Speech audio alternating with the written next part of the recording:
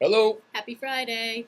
See, yes, Friday's here. Friday's here. Yay. So that means what happens is we recharge and then we come back and we present another quality program week. Coming up Monday, our friend Steve Sauter, just off the high of being featured as the cover boy for the Valley Advocate, and a piece that Mark Rossler did about his Steve and his planetarium thing. So Steve will be joining us. He's our nature, space, science, woodsy guy who has a regular column called Lookout on in the Daily Hampshire Gazette. And then on Tuesday, the whole day, we're going to be back to the YMCA. This time, we're doing a remote broadcast, talking to all our friends associated with Safe Passage and the Hot Chocolate Run, and there will be much hilarity as we make fun of Bill and his. The fact that'll be the first time I set foot back in the Y for a while. I haven't done my exercise for a few reasons. Had to get checked out by the doctor and stuff. So anyway, so hopefully the show will feature his trainer Lynn Marie dragging him off by his ear at the end of the show. Towards the ARC trainer, which you'll only be able to hear. I'll describe it in detail by whimpering as we go. But so that will be very fun. It'll be fun to visit with old friends and also talk about the Hot Chocolate Run, which is the equivalent of a social event here, an annual social event. The Wednesday, well, actually, the rest of the week, we haven't quite gelled up the schedule, but we know that Mary Cerez of Northampton Media is going to come on. She wants to talk about, we both want to talk about, the landscape, the political landscape, do kind of an analysis of, what was real, what was unreal, and what was surreal in the Northampton election, including my aspect in it. And then we'll also talk with Mike Dobbs to give us some context. Mike Dobbs, who reports in Holyoke and Chicopee and Granby and South Hadley and Springfield.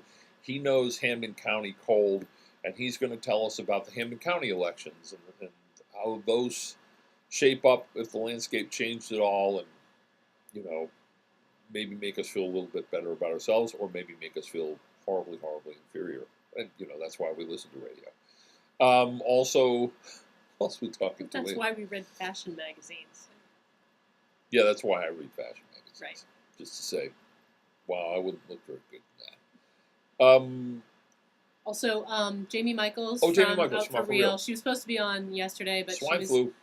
Swine flu. It was a sinus infection. That's what she's telling us. Anyway, she was not well, so we're going to have her come and talk about her film festival, the coming to the Academy of Music, the Out for Real, which is an enormously popular event. I've been. It's the film's called Hannah Free. Hannah Free. I've been calling it Hannah Speaks, but it's Hannah Free, starring Sharon Gless, and we'll be talking to some principals associated with the film, the director, maybe an actor or two, I don't know, and Jamie. So I'm looking forward to that. Yep. Also, we'll be talking to Lexi Barnes and perhaps one of the vendors for the Twist Fair, which is coming up next weekend. Very cool crafts fair here, and crafts fair doesn't even begin to cover it. Yeah, Twist Fair, in fact, distinguished itself. It was held at the Center for the Arts last year, and there was a line to go into this. And the event is amazing. It's not your typical. There's not things made out of popsicle sticks here. This is some of the finest craftspeople in the region coming together, and but it's funky. It's not like it's really good art, but there's a sort of hipster edge to it as well. Which.